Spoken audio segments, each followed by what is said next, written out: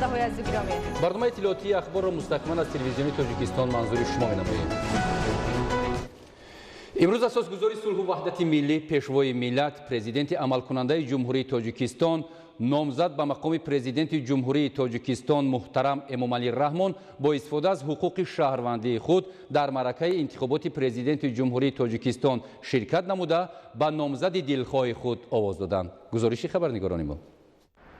11 октябри соли 2020 асосгузори сулҳу ваҳдати миллӣ, пешвои миллат, президенти амалкунандаи ҷумҳурии Тоҷикистон, номзад ба мақоми президенти ҷумҳурии Тоҷикистон муҳтарам Эмомалӣ Раҳмон бо истифода аз ҳуқуқи шаҳрвандии худ дар маъракаи интихоботи президенти ҷумҳурии Тоҷикистон ширкат намуда ба номзади дилхоҳи худ овоз доданд.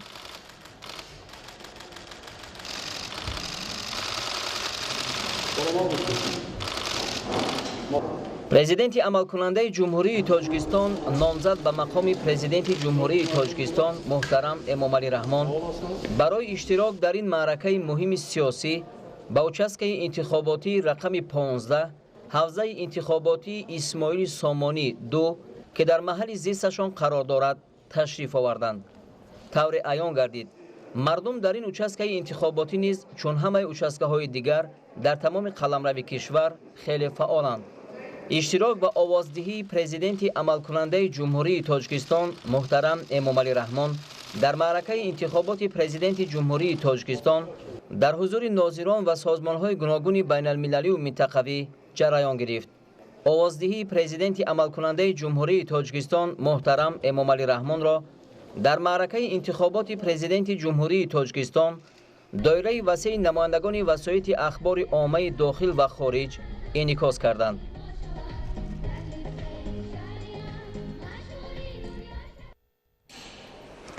имрӯз раиси маҷлиси миллӣ, маҷлиси олии ҷумҳурии Тоҷикистон, раиси шаҳри Душанбе муҳтарам Рустамӣ Эмомалӣ бо истифода аз ҳуқуқи конститутсионии хеш дар интихоботи президенти ҷумҳурии Тоҷикистон иштирок намуданд. гузориши хабарнигорони мо. имрӯз ҳамчунин раиси маҷлиси миллии маҷлиси олии ҷумҳурии Тоҷикистон, раиси шаҳри Душанбе муҳтарам Рустамӣ Эмомалӣ барои иштирок дар интихоботи президенти ҷумҳурии Тоҷикистон ба участкаи интихоботии рақами 15 ҳавзаи интихоботии Исмоили Сомонӣ рақами 2 ташриф оварданд.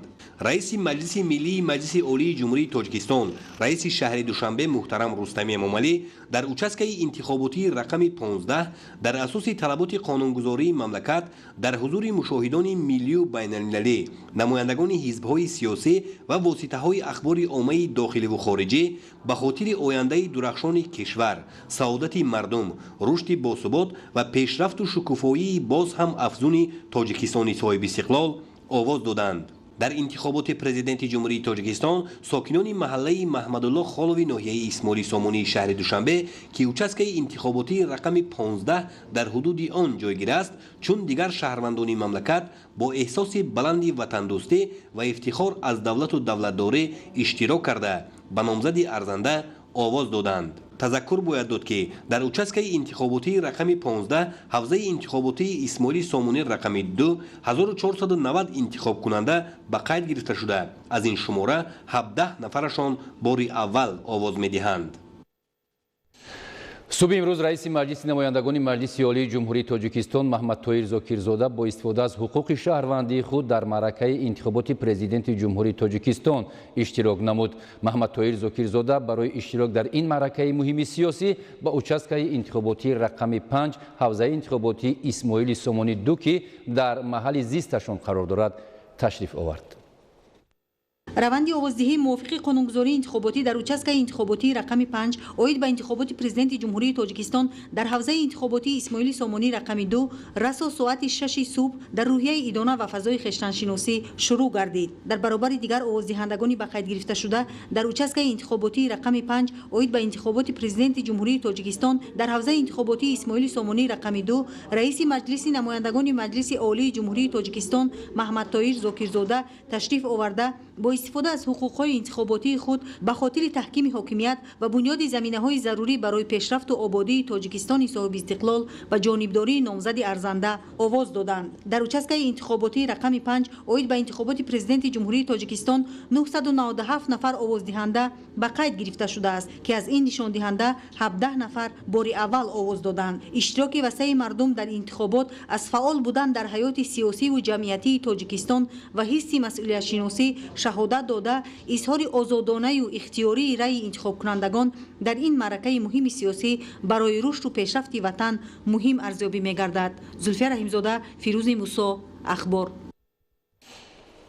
امروز همچنین سروزیر مملکت خواهی رسولزاده در участке انتخاباتی رقم 17 واقع در ناحیه اسماعیل سامانی پایتخت برای آینده درخشان وطن آواز داد. در ناحیه اسماعیل سامانی برای برگزاری انتخابات پرزیدنت جمهوری تاجیکستان شرایط مساعد فراهم آورده شده است. گزارش خبرنگاران ما. در ناحیه اسماعیل سامانی شهر دوشنبه مردم با افتخار از وطن و وطنداری و در فضای آزادی و دموکراسی در انتخابات پرزیدنت جمهوری تاجیکستان از صبح بروقت طبق تعیینات از ساعت 6 صبح اشتراک می نمایند. در ناحیه اسماعیل سامانی برای برگزاری انتخابات پرزیدنت جمهوری تاجیکستان شرایط مساعد فراهم آورده شده است. انتخاب کنندگان در 40 участке انتخاباتی در آوازدهی اشتراک می نمایند. طبق معلومات در участке انتخاباتی رقم 16501 نفر انتخاب کنندگان به قید گرفته شده است که از آنها 16 نفر بار اول آواز می‌دهند. صبح امروز در участке رقم 17 سروزیر مملکت محترم قاهر رسولزاده نیز برای آینده درخشان تاجیکستان صاحب استقلال آواز دادند. در участке انتخاباتی رقم 17 باشد 1115 نفر انتخاب کنندگان به قید گرفته شدند که از آنها 7 نفر بار اول در انتخابات پرزیدنت جمهوری تاجیکستان اشتراک نموده برای آینده باز هم درخشان وطن و گذاری در رشد جامعه دموکراتی موقع خیش را معین میکنند. باید قید کرد که با در نظر داشت وضع اپیدمی و پیشگیری از بیماری های سرایتی участке های رقم 17 و 16 ناحیه اسماعیل سامانی شهر دوشنبه تمام قاعده های سانیتاری و گیگینی رعایت شده برای انتخاب کنندگان تمام شرایط ضروری و سانیتاری فراهم آورده شده. در دایره طلبات قانون جمهوری تاجیکستان درباره انتخابات پرزیدنت جمهوری تاجیکستان و دیگر سندهای معیاری و حقوقی آوازدهی آزاد و شفاف جریان دارد. باید گفت که رفت برگزاری این معرکه مهم سیاسی با اشتراک ناظران ملی و مشاهدان بین المللی دایر می‌گردد. خورشید نجمیدین، اهل دین کریم، دوشنبه اخبار. امروز راهبران حزب‌های سیاسی نیز با استفاده از حقوق کنستیتوسیونی خویش در انتخابات پرزیدنت جمهوری تاجیکستان اشتراک نموده موقع خود را معین نمودند. خبرنگاران ما گزارش می‌دهند.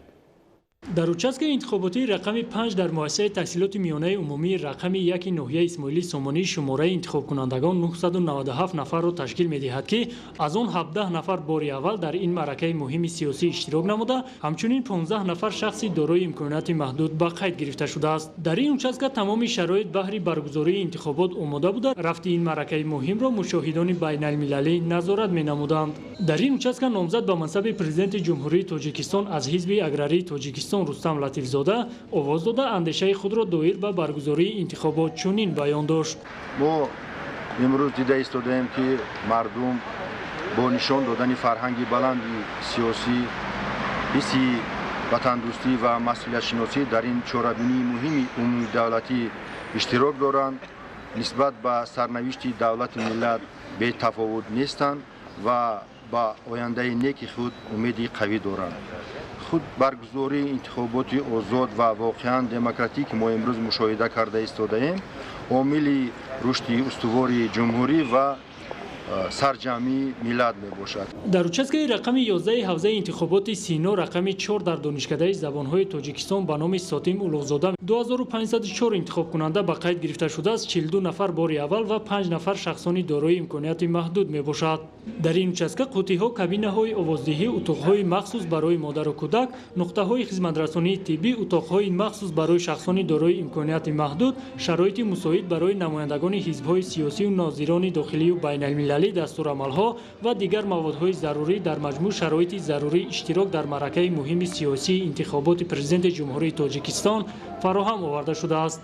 در روز انتخابات پرزیدنت جمهوری تاجیکستان عبدالحلیم غفورزاده نامزد از حزب سوسیالیستی تاجیکستان به منصب پرزیدنت جمهوری تاجیکستان در اوچسکه رقم 11 حوزه انتخاباتی سینا رقم 4 آواز داد.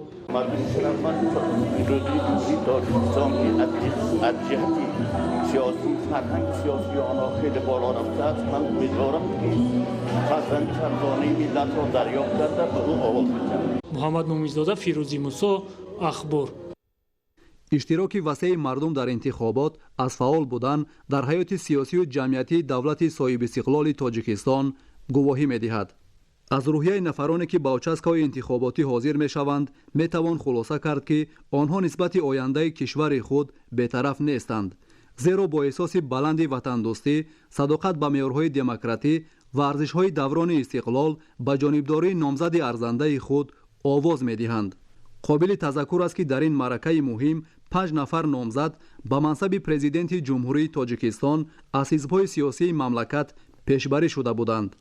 номзадҳои пешбаригардида низ дар қатори шаҳрвандони мамлакат барои иштирок дар интихоботи президенти ҷумҳурии тоҷикистон ба участкаҳои интихоботӣ ташриф оварда ба ҷонибдории номзади арзандаи худ овоз доданд.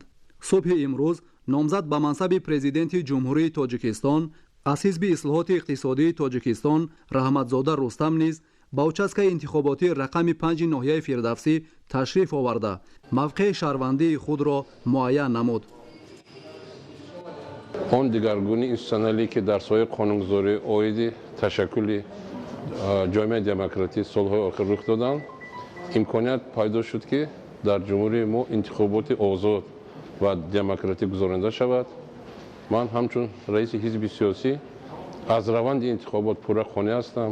комиссияи марказии интихобот ва райпурсии ҷумҳурии тоҷикистон ҳама чораҳоро барои он ки мо дар сатҳи баланд ва демократӣ интихоботро гузаронем таъмин карданд. мардуми заҳматкаши мо имрӯз ҳама ба участкаҳо ва ҳавзаҳо омада ба шахси арзандаи худ овоз медиҳанд. мавриди зикр аст ки дар асоси моддаи 27 конститутсияи ҷумҳурии тоҷикистон шаҳрвандони ҷумҳурии тоҷикистон аз синни 18-солагӣ ҳуқуқи дар интихобот иштирок карданро пайдо намуда ихтиёрӣ ва дар асосҳои баробар иштирок мекунанд. абдуллоев мироҷ санонович ки аз тарафи ҳизби коммунистии тоҷикистон номзад ба мансаби президенти ҷумҳурии тоҷикистон пешбарӣ шудааст, ба участкаи интихоботии рақами 5 ноҳияи исмоили сомонӣ ташриф оварда ба ҷонибдории номзади интихобнамудаи худ овоз дод. маъракае ки имрӯз гузашта истода аст, маъракаи барои мо сиёсӣ аст. ҳама дар фазои ҳамдигарфаҳмӣ, озод, шаффоф. дар вақти чорабиниҳои пеши интихоботӣ ба шаҳрвандон вохӯрдем бисёр дар шароити озод. интихоботи президенти ҷумҳурии тоҷикистон ин як шараф аст барои мо. ба ҳамаи халқи тоҷикистон орзумандам ки дар интихобот омада якдима овоз кунем. интихобот ҳамчун маъракаи муҳими сиёсӣ аз ҳар як шаҳрванди кишвар ба хотири рушду ободии фардои мамлакат ва осоиши наслҳои оянда фарҳанги баланди сиёсӣ, ҳисси ватандӯстӣ ва масъулиятшиносиро тақозо мекунад. иштироки фаъол дар интихобот аз нақши ҳар як нафар дар ҳаёти сиёсию ҷамъиятӣ аз сатҳи баланди донишу маърифат ва ҳисси масъулиятшиносӣ шаҳодат медиҳад. маъруф назарзода, маҳаммадназар шарифзода барои барномаи иттилоотии ахбор. бо мақсади таъмини шаффофияти баргузории интихоботи президенти ҷумҳурии тоҷикистон дар комиссияи марказии интихобот ва райпурсии ҷумҳурии тоҷикистон раис, аъзои комиссия ва коршиносон аз ҳисоби олимони соҳаи ҳуқуқшиносӣ фаъолият намуданд. аз тарафи комиссия 15108 нафар мушоҳидони миллӣ ва 159 нафар мушоҳидони байналмилалӣ ба қайд гирифта шудаанд ки ҷараёни интихоботи президенти ҷумҳурии тоҷикистонро назорат мекунанд. ҳамкоронамон аз комиссияи марказии интихобот ва райпурсии ҷумҳурии тоҷикистон гузориш медиҳанд. бо мақсади мушоҳидаи раванди интихобот аз ҷониби ҳизбҳои сиёсӣ 15108 нафар мушоҳидони миллӣ пешниҳод гардиданд ки ҳамаи онҳо аз ҷониби комиссияи марказии интихобот ва райпурсӣ бо шаҳодатнома таъмин карда шудаанд. бо мақсади таъмини шаффофият дар комиссияи марказии интихобот ва райпурсии ҷумҳурии тоҷикистон раис, аъзои комиссия ва коршиносон аз ҳисоби олимони соҳаи ҳуқуқшиносӣ фаъолият бурда истодаанд. мушовиди миллӣ ки аз тарафи комиссияи марказии интихобот ва райпурсӣ интихоб гардам ва мо дорои ҳуҷҷати махсус низ мебошем. Имрӯз дар кишвари мо интихоботи президентӣ дар сатҳи баланд хеле қарор дорад ва мо низ аз рафти ҷараёни интихобот назорат менамоем ва дар чандин участкҳои интихоботӣ ва ҳавзаҳои интихоботӣ инчунин иштирок кардем ва гуфтанӣ ҳастам ки мардум бо як сатҳи баланди ватандӯстӣ ватанпарварӣ имрӯз аз ин иди сиёсӣ бохабар ҳастанд ва ҳозир мешаванд ба участкҳои интихоботӣ ва ба тарафдори номзади арзандаи худ овоз медиҳанд. инчунин гуфтанӣ ҳастам ки тамоми участкаҳои интихоботӣ хеле хуб омодагӣ гирифтаанд ва инчунин назоратҳои тандурустӣ низ ба назар гирифта шудааст ба монанди оне ки ниқобҳои тиббӣ ва дастпӯшаку антисептикҳо таъмин гардида шудаанд ва инчунин шаҳрвандон аз рафти интихоботи шаффоф демократӣ дар як фазои осоишта тинҷӣ ва ободӣ худ гувоҳӣ он медиҳанд ки аслан интихобкунандагон қисми зиёдашон аллакай раъи худро доданд. комиссияи марказии интихобот ва райпурсӣ 159 нафар мушоҳидони байналмилалиро аз кишварҳои хориҷи дуру наздик ва ташкилоту созмонҳои минтақавию байналмилалӣ ба қайд гирифтааст ки ҳамаи онҳо дар шаҳру ноҳияҳои мамлакат рафти интихоботро назорат менамоянд. мо имрӯз чандин участкаҳои интихоботиро ки дар сатҳи байналмилалӣ омода шуда буданд дидан намудем. дар участкаҳои интихоботӣ тамоми тадбирҳо вобаста ба бемории COVID-19 андешида шуданд. аз он ҷумла тамоми интихобкунандагон бо риояи фосилаи иҷтимоӣ ва доштани ниқоб вориди участкаҳои интихоботӣ мешуданд ва барои дар сатҳи баланд баргузор шудани ин маъракаи муҳими сиёсӣ саҳм мегузоштанд. ҷараёни интихоботи президенти ҷумҳурии тоҷикистонро 267 нафар намояндагони васоити ахбори оммаи дохилӣ ва 37 нафар намояндагони васоити ахбори оммаи хориҷӣ инъикос карда истодаанд. ба таври шаффоф, озоду демократӣ ва мутобиқ ба талаботи қонунгузории интихоботӣ ва стандартҳои байналмилалӣ баргузор намудани интихобот дастоварди муҳими низоми интихоботии ҷумҳурии тоҷикистон ба ҳисоб меравад. маъруф назарзода, маҳмадназар шарифзода аз комиссияи марказии интихобот ва райпурсии ҷумҳурии тоҷикистон барои барномаи иттилоотии ахбор. имрӯз 11 октябри соли 2020 дар тоҷикистон маъракаи муҳими сиёсӣ интихоботи президенти ҷумҳурии тоҷикистон доир гардид. бо қарори комиссияи марказии интихобот ва райпурсии ҷумҳурии тоҷикистон дар назди намояндагиҳои дипломатӣ ва муассисаҳои консулии тоҷикистон дар 29 давлати хориҷӣ 39 участкаи интихоботӣ созмон ёфта ҷиҳати иштироки шаҳрвандони кишвар ки дар хориҷа муваққатан ва ё ба таври доимӣ қарор доранд шароити зарурӣ барои райдиҳӣ муҳайё гардидааст.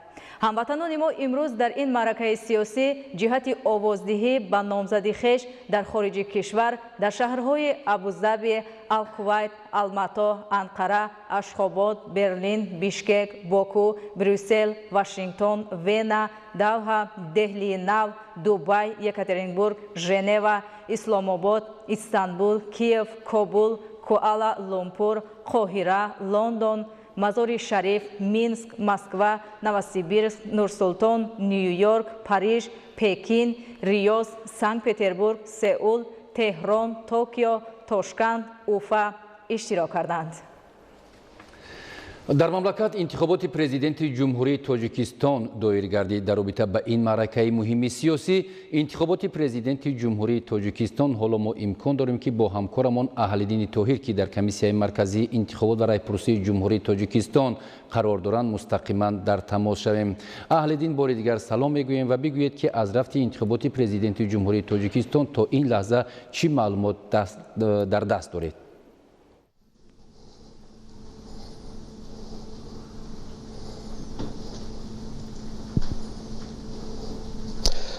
ташаккур ёр муҳаммад.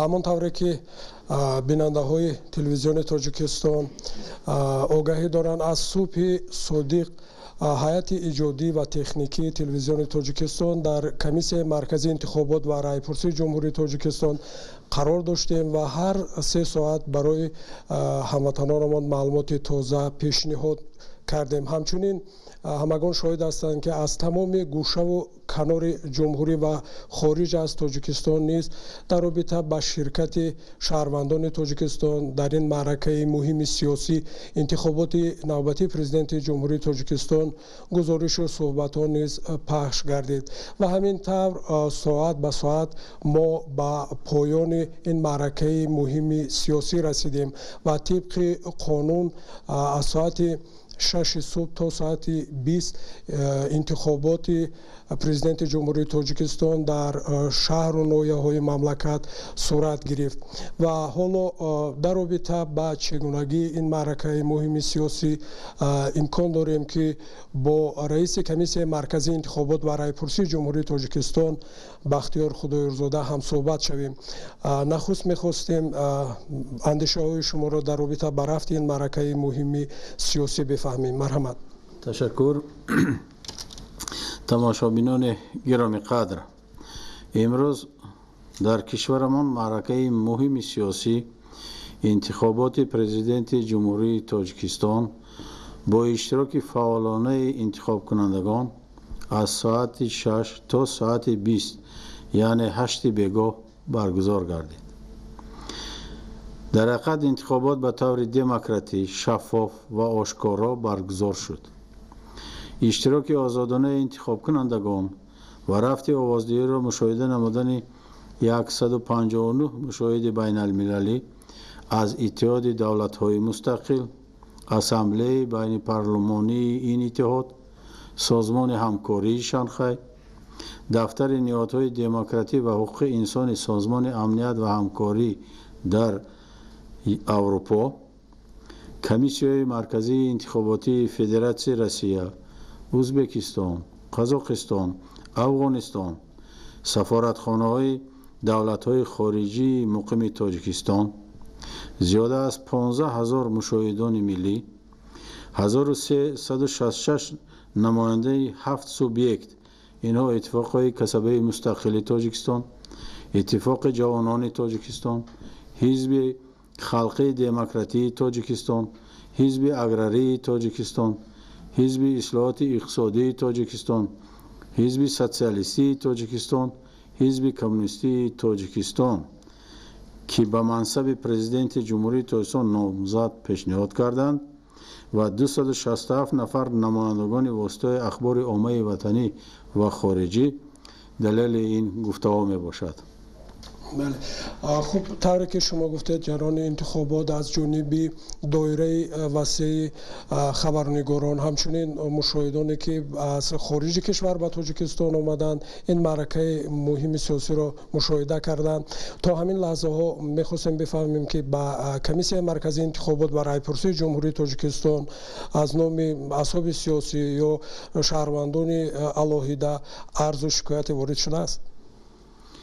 вобаста ба раванди овоздиҳӣ дар рафти интихобот ба комиссияи марказии интихобот ва райпурсии ҷумҳурии Тоҷикистон ягон арзу шикоят ва ё маълумот дар бораи вайронкунии қонунгузории интихобот ворид нашудааст. ва саволи охирин ин аст ки натиҷаҳои пешакии интихобот кай эълон карда мешавад? инак баъди соати 20:00 яъне 8 бегоҳ овоздиҳӣ дар участкаҳои интихоботӣ ба охир расид. комиссияҳои участкавӣ ба ҳисоби овозҳои интихобкунандагон шурӯъ менамоянд. натиҷаи ин ҷанбаст бо протоколи комиссияи участкавӣ ба расмият дароварда мешавад ва ба ҳавзаҳои интихоботии дахлдор пешниҳод мегарданд. комиссияи марказии интихобот ва райпурсӣ дар асоси протоколҳое ки 68 ҳавзаи интихобот пешниҳод менамоянд, ҷанбасти натиҷаи пешакии интихоботи баргузоргардидаи президенти ҷумҳурии Тоҷикистонро фардо рӯзи 12 октябр соати 10 ҳангоми брифинг дар толори маркази тадқиқоти стратегӣ дар шаҳри Душанбе эълон менамояд. ташаккур аз шумо мегӯем ва бинандагони гиромӣ хотиррасон мекунем ки бахтиёр худоёрзода раиси комиссияи марказии интихобот ва райпурсии ҷумҳурии тоҷикистон буданд ки дар робита ба раванди ин маъракаи муҳим интихоботи президенти ҷумҳурии тоҷикистон барои мову шумо маълумот доданд ва тавре ки дарёфтед фардо пагоҳ натиҷаҳои пешакии интихоботи президенти ҷумҳурии тоҷикистон гуфта мешавад ва албатта мо низ мустақиман аз ҷараёни натиҷаҳои пешакии интихоботи президенти ҷумҳурии тоҷикистон барои шумо маълумот пешниҳод хоҳем кард. Инҷо бошад гузориши имрӯзаи мо аз комиссияи марказии интихобот ва райпурсии ҷумҳурии тоҷикистон ба поён мерасад. Ёрмуҳаммад. ташаккур аҳлиддин барои иттилои тоза аз ҷараёни интихоботи президенти ҷумҳурии тоҷикистон дар мамлакат ва бинандаҳои азизу гиромӣ хотиррасон мешавем ки ҳамкори мо аҳлиддини тоҳир буданд ки аз комиссияи марказии интихобот ва райпурсии ҷумҳурии тоҷикистон ба таври дақиқ барои мову шумо иттилои тоза пешниҳод намуданд. бинандаҳои гиромӣ чунин дар хабаргузоришҳое ки то ин лаҳза ҳамкорони мо омаданд ҳамданду манзури шумо намудем. хайр саломат бошед.